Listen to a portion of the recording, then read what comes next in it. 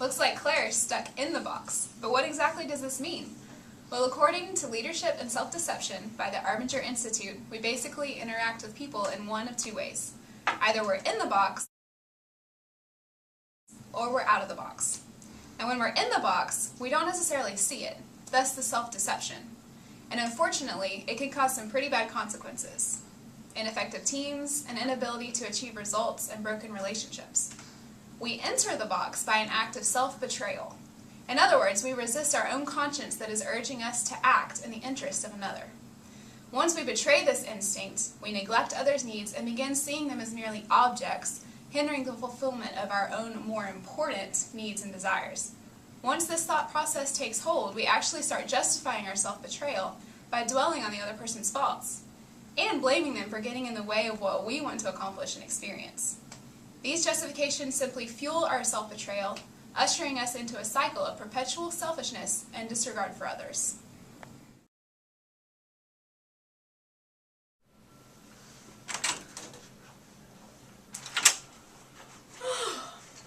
Can't believe I got here so early on a Saturday. This special topics project is going to take forever.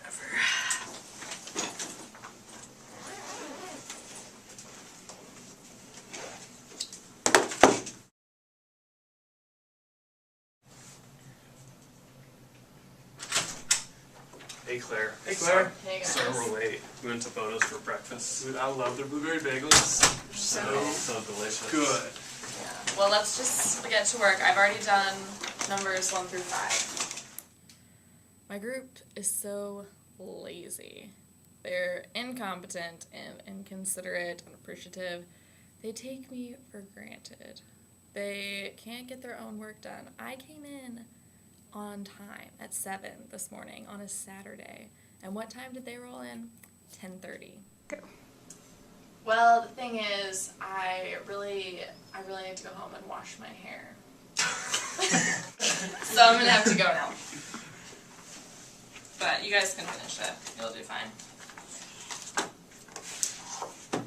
I don't know what we're gonna do. Yeah, I mean, I really wish we had some extra help on this assignment. I just don't understand why we're adjusting by $45,000. I don't know. Maybe we'll be able to figure it out. Yeah, maybe by midnight. Yeah. Man, I wish we really had some extra help on this assignment. What are we gonna do? I don't know. The assignment's due on Monday, and I feel like we're so far away from being finished. We're not even close. And Claire just thinks she needs to go wash her hair. Are you kidding me? I know, and on top of that, I was really hoping to go to the basketball game this Friday, but I don't think that's going to happen. We have a softball game tonight. What am I gonna do? How would this situation have changed if Claire was out of the box? When you get out of the box, you restore your perception of reality. You do not view others as objects, but view them as people. You care for their personal well-being, which in turn increases their productivity because they feel that their work is being valued. So how do you get out of the box? You question your own virtue. You question whether or not you are truly as out of the box as you think you are, thus enabling you to look at yourself in an objective manner. Using our example, if Claire questioned her own virtue, she would have realized that her team members were working hard but were struggling with the project. Instead of leaving the meeting, she would feel empowered to stay and help them complete their respective parts. Claire's group members would have felt very appreciative towards her and would be motivated to produce the highest quality work possible. In order to further illustrate this notion of being out of the box, we have come up with the following work-based skit.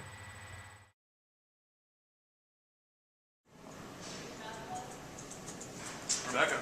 Hey, Brad, how's it going? Great. There's the tax return for silver. Under Great. budget. 2 days early. Under budget and everything. Let's look at it. Oh wow, the tax liability is way lower than we thought. Thanks for researching that tax credit. I mean, that's awesome. No problem. I think it's going to save us a good amount of money. The client should be happy. Well, cool. Well, I'll get this to the printer, and we'll officially have it crossed off our list. Thanks. Thanks, Brad.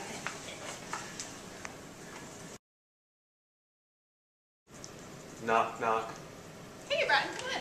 Hey, I'm glad you got me. I was about to have early since I finished that silver return. I'm glad I got you too. I just wanted to check in with you and make sure that you checked the limitations that were just recently issued with the tax credit. I looked at the regulation that was passed in '97. Okay, well, the IRS just recently passed some limitations on the tax credit, and I just didn't know, I think it might have an impact on the return, but I wanted to make sure that you checked. The only thing I checked was the regulation that was passed a little while ago. Okay. Well, let's pull up our trusty RA checkpoint website and we'll check it out. Here we go. Oh no. Maybe there? Oh yeah, there it is. Oh, no, I did not check that. That's going to completely change the credit. So I don't know if the client's going to be able to take full deduction. Yep. They're not going to be very, oh, whoa, no, I'm so sorry. I remember what it was like being a first year. Everything's so overwhelming, and I'm sure Bratton's been totally overwhelmed. We've had such a bad, busy season this year. I really should have reminded him to check that resource. I've been meaning to ever since I saw that tax update last week, but I just never got around to it. Let me call the partner. I'm done. It's okay, don't worry about it. Hi, Steve. Yeah, I wanted to let you know I'm afraid that I made a mistake on that silver return that I handed in to you. Yes, sir. I forgot to take those new limitations into account, and it looks as though silver can't take the full tax credit this year. I know, I realize that the client has already been notified of the liability that he owes, and he's already signed it, but I'm right here and I'm working on it. I'm so sorry that I let this slip, but I'm going to make it right, and I'll be certain to send our apologies to the client as well. Yes, sir. All right, thanks, Steve. Why did you do that? You took all the blame. I'm the one who screwed up. I should have fixed that. Bratton, we both made a mistake. I mean, sure, you missed the tax credit, but I also really meant to tell you about it, and I just forgot. So we're both at fault here. Let's just revamp and work on it and get it sent out to the client. I hope you enjoyed learning about the box. Rebecca's actions towards her associate was out of the box in the office scene because she took responsibility for her group's actions.